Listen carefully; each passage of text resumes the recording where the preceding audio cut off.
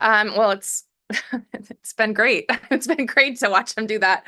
I think that um, they took offense to the questions. And as a coach, you want that because you want your pitchers to have a little bit of edge to them, and I think that that was the question mark. I think that was the question mark going in of like, okay, well, do they have the pitching to be good enough? Do they have the pitching to be solid? And our pitchers have showed up. So I think that they were offended, but then it's one thing to be offended and it's another thing to do your job and do your job consistently. And that's what they've done. And it hasn't been a straight line for the staff. We've had injuries, we've had time off. We lost Rob for a couple weeks, we lost Reese for 7.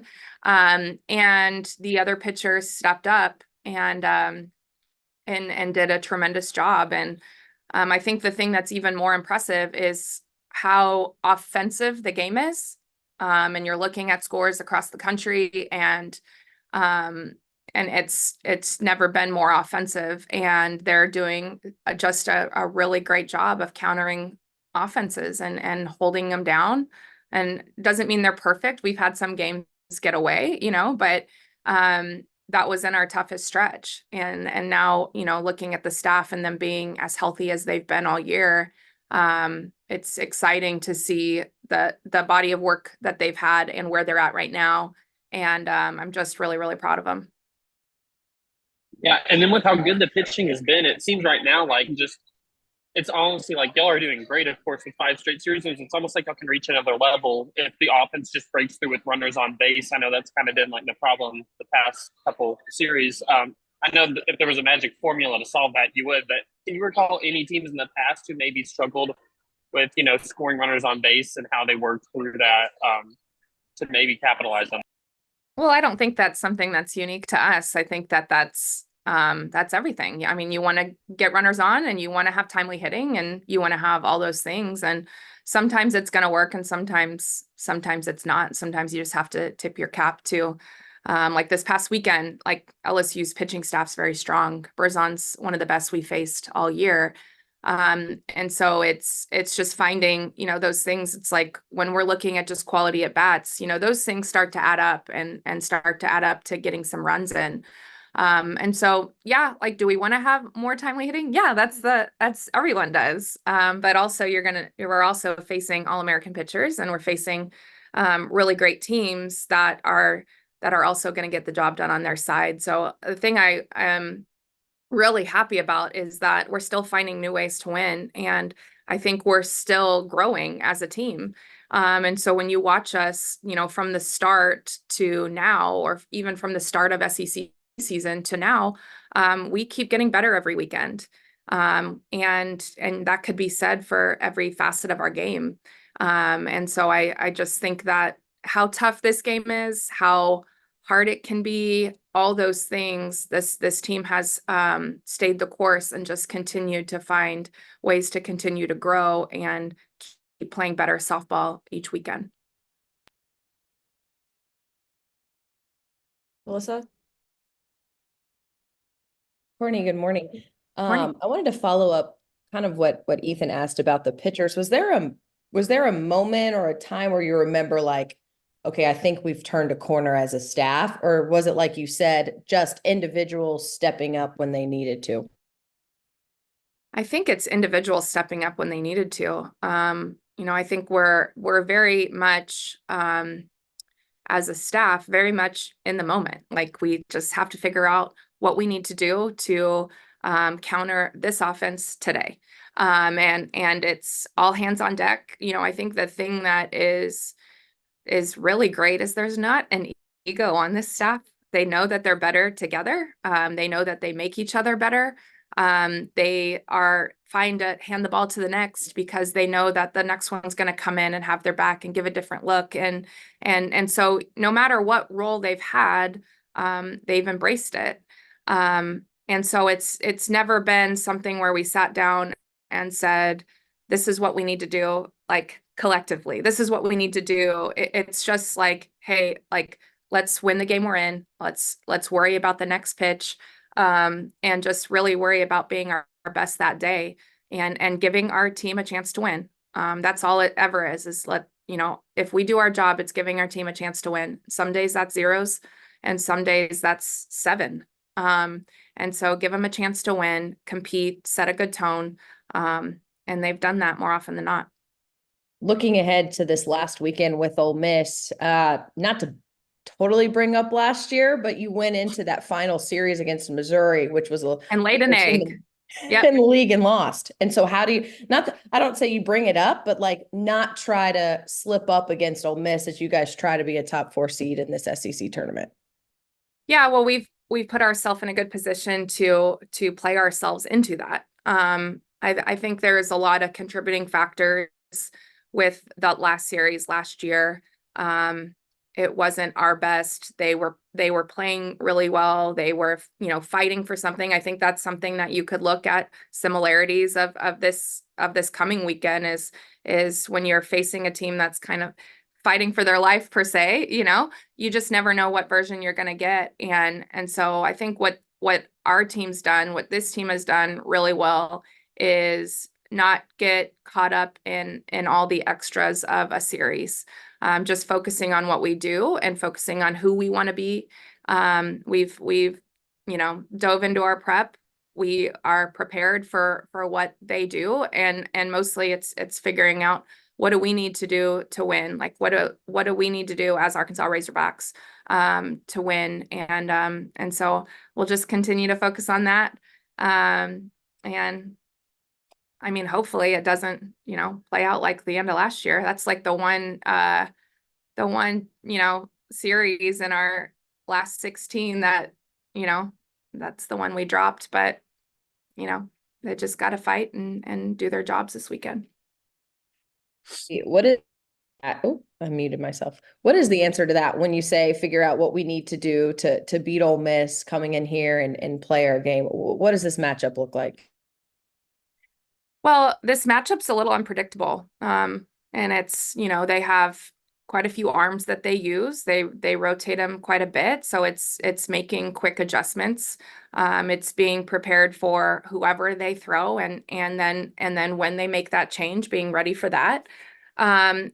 They are not necessarily an offense that puts a lot of, they don't go in motion a lot. So it's a lot of stand and swing. They have a couple slappers, but so it's just preparing for what they're going to do. And then us knowing what we need to do to counter that, just like any game. And so we're working through their offensive lineup for our pitchers, getting them prepared on how we're going to attack them to start. And then they know we'll just make adjustments as we go. So it's just, we're preparing just like we do every week. We dive into video, we get them ready for what it looks like and get ready to make quick adjustments. Courtney, thank you. Eric? What did you learn about yourself this year handling this pitching staff? Because you've brought up it hasn't been smooth with injuries and things like that. It's a different way of having success, more of a staff with different roles than maybe in the past when you had 1 or 2 pitchers you leaned on. What did you learn about yourself as a coach with the pitchers this year? Well, first I need to say, congrats, Mr. 600. Oh. I'd rather talk about that. Let's talk about that. Oh no. But congrats. That was really incredible. And it was really fun to see them celebrate you. So Thank you. Congrats. What did I learn about myself? I learned that I learned kind of patience. Not a ton. I think that's what you have to have as a coach in general, as someone that coaches pitching, as a mom, like all those things, and so patience and grace. And so with them, pitchers have the they want to be perfect. They want to be perfect. And so it's just figuring out, that mental piece with them and encouraging them. But it's also just, this group, we didn't have to do too much coaching of them buying into each other and knowing that the strength is going to be and how strong they are around each other and how they support each other. They knew that, and that's kind of the name of the game at this point. I think for this staff, I think that how you handle the unexpected in general is, as a coach and as a team, how you handle the adverse situations, the things that don't go exactly like you thought they were going to go. I think that's everything. And I think when you look at our year, it hasn't gone how we expected it. I think that we came out thinking, okay, we need our pitcher. We're going to give our young pitching staff time to settle in, and we're going to be able to do that. Well, it didn't go as expected, and they had to dig in really high leverage situations right out of the gates. And they handled that really, really well. And so I think it was a trial by fire. I think it was like a grow up really fast and figure out how to be effective. And then that's something that they've just held on to. And I think when the biggest growing area for this group is like when you don't have that great day, figure out how to be effective in that day. And if you have a day that gets away, leave the day there. It doesn't mean like, okay, you had a bad day, you're a great pitcher that had a bad day. And so it's just them picking each other up and just figuring out a way to compete and give the team the best that they have that day. And they've done that. I'm really, really proud of them. Brett? You're the only conference. No, go ahead. Go ahead, Brett. No, I'll Eric let wasn't done. I was just gonna. Eric always has more than I one wasn't question. done. Come on. No, I just want to ask because you're the. I do, especially after being like congratulated for 600 games broadcast. You're the only conference when you get into conference play, you're playing an NCAA tournament team every weekend, literally, basically. How do you make sure you play consistently there and avoid those peaks and valleys, which is very easy to fall into when you're playing that kind of competition? Well, I think that's what we sign up for when we play in this conference. We sign up to play the best, and have to compete against the best, every game.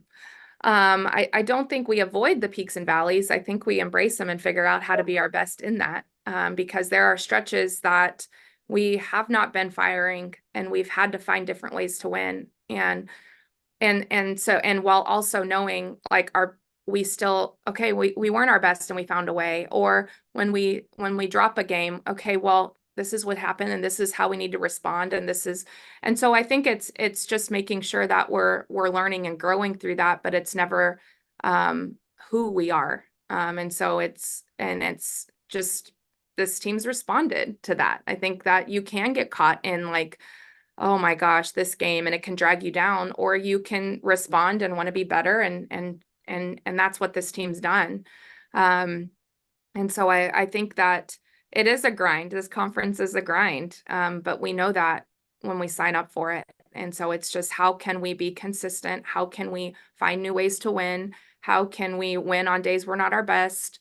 And whilst not losing our, motivation or our, optimism towards working towards our best. And so I think that's team's been able to put together a really great resume, a great conference season, is that, when we don't play our best, they don't lose their optimism towards working towards that. They just use it to be better the next time. Brett? And Courtney, kind of a variation of what you've been asked, but it strikes me, while you in baseball are your own silos, you guys do things similar in that you found different ways to win. You're comfortable in 2-1, 3-1 wins. Is there something to that this late in the year when you played so many close games, but you've been able to win series where there's a little comfort maybe when other teams start to panic when games are close late because you've done it so much? I hope so. Sure, I hope so. No, my dad always said for the longest time is one run wins, our character wins. One run games are character games. And it's never been more apparent than now when it's such an offensive game and you don't see a lot of low scoring one run games, and it's trusting yourself and having the level of confidence, especially, when we were on those one run games on the road and you don't have the ability to throw the last punch. And it's just trusting each other and trusting your team's ability to win those games. And win those games maybe when you're not firing, but you have to figure out how to shut the door. So yeah, I think that there's a lot to be said for a team that, knows how to win those close games, knows how to finish, knows how to win games in different ways. But any comparison that people give us to baseball, I'll embrace, because they kill it over there. And Dave's this is our one last of the best. Plus broadcast on Friday night. It struck me that maybe we haven't discussed Morgan enough. Can you maybe explain her communication challenges and how you communicate with her, with the hearing and whatnot, and the extra layer that involves? I'll gladly talk about Morgan. I don't know if we have talked about her enough, and not just the year she's had, overall, the SEC season she's put together, but even more just like who she is and what she brings to the team. I think there's challenges, and I think that I think there's times that she hasn't gotten the attention that she's garnered because of the uncomfortable nature of not knowing about the communication piece, if that makes sense. And so I think that she does a tremendous job. I think the team does a really great job of communicating with her. For Morgan, if she's not looking at you, she doesn't know you're talking to her. And that is the biggest hurdle of the communication. And that's nothing. That's nothing. And so she does a really great job. The team does a really great job. I know how to communicate with her at this point is just more than anything. You just have to get her attention. And then she's really good she's really good at reading lips. It's actually the only time that there's actually a reason to, as a coach, cover your mouth. We always say, like, do we have like professional lip readers around here? We actually do in our dugout, but she's really good at reading lips. She could read, energy and all of those things. But once you get her attention, there's really not a communication breakdown. She does a really great job, and the team does a really great job. We've had to work through some things just on the field of like fly ball priorities, pop-up priorities, Right. Things like that. She works with the catcher with Kennedy of like pointing instead of necessarily like giving the verbal cue. So those are things we worked through early. And then she's really good at asking for what she needs and communicating with her like teammates and me of what she needs. And once you know how she operates, it's really easy. But it's interesting because the dugout chatter she probably doesn't hear. The crowd at the biggest moments maybe she doesn't hear. And then there is the bunts, the pop-ups and whatnot, where, there would normally be just verbal communication, that you guys have one extra layer that I think is sort of fascinating, because maybe at this time of the year it's kind of old hat, but there may be a moment that pops up every once in a while that's hard when you can't immediately yell or say something. Yeah, I think we just worked through that. I think the funny thing, sorry, I was smiling when I was listening to your question, because there's times when we're in games and the other teams are like trying to like rattle, I try to rattle a pitcher and they're like, ball 3, ball. It's like, she can't hear you, like, good try, but we were in, one of the loudest environments we played in this year was at Georgia. And that's when we actually asked her the question, like after the game, that first game, it got really, really loud. There was high pressure moments. And after the game, we're like, what do you hear? Because for Morgan, she's 95% deaf. So she can hear like airplanes, like that's like the level of like what she can hear. And so we were asking her about Athens, and she said that's the loudest environment she's ever played in. She doesn't necessarily, hear like specific things, but she can hear like the loudness. And so, but it's always interesting, like a couple, I think it was Alabama. I kept losing my voice every day, and I'm a verbal coach. So I like sit on the side and I not only like do the signs, but I encourage them. I yell, I'm like, come on, Morgan, you got it. And then like my voice is cracking. I'm losing my voice. And I sat over there with Matt and Gib, and I'm just like, why am I wasting my voice when she can't even hear my encouragement? It was just like, okay. And Matt's like, yeah, it's like, why are you cluing in on this in like the fourth inning? And, but, it's just interesting. She does such a great job, and her story is really inspiring because with the challenges that she's had, speak of the devil, she just walked by, but with the challenges she's had and the people counting her out, it's only fueled her, and it's only, made her stronger. And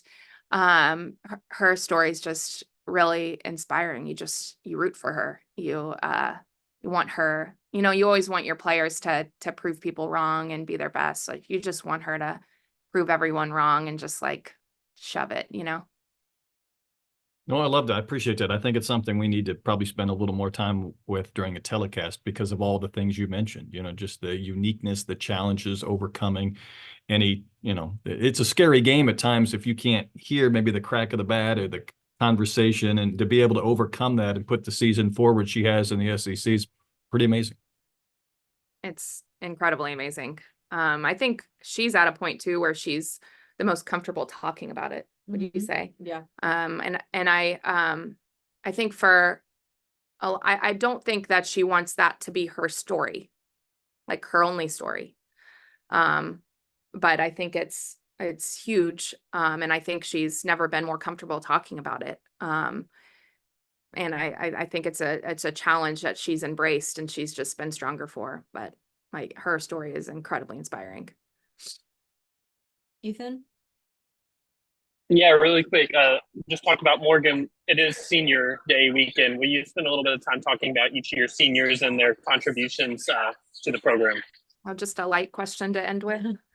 Well, I'll start with Morgan because we were just talking about her. It's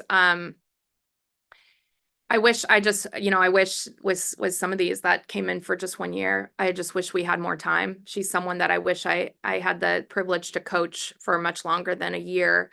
And I think for her, when we looked in the portal for to add some depth to pitching, the thing that jumped off the page without knowing her is that she had been a workhorse and she has a really good drop. It felt like something that we needed to round out our staff, but we also needed someone that had the experience and someone that we felt like we could make better. And for Morgan, since day one, she has just been a sponge. Like, she just wants to be her best. She is incredibly coachable. She's fiery. Like, she has that edge in competition that you want all your players to have, but especially your pitchers. Like, you want them to have that edge and that fire.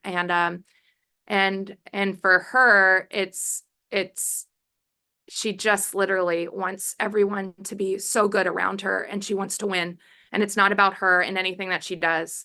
And when she gets fiery, everyone just like feeds off that. Like, you can't help but just have fire and be excited and have passion when you're watching Morgan and playing around Morgan.